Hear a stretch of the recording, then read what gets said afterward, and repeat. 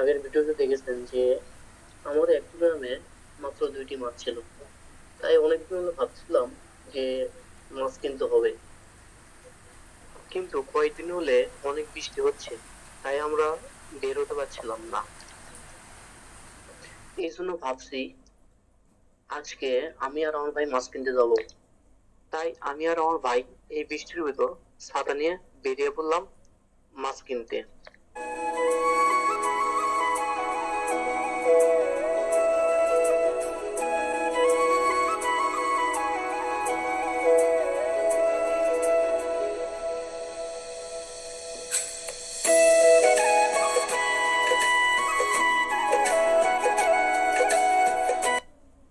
দুই ঘন্টা জার্নি করার পর অবশেষে আমরা মাছের দোকানে পৌঁছে গেলাম।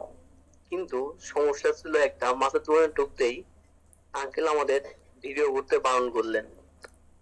অবশেষে মাছ কেনার পর আমি এবং আমার ভাই বাসায় যাইতেছি।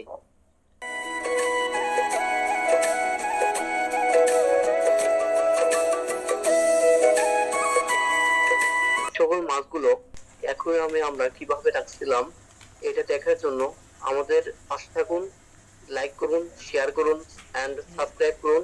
ধন্যবাদ। আসসালামু আলাইকুম।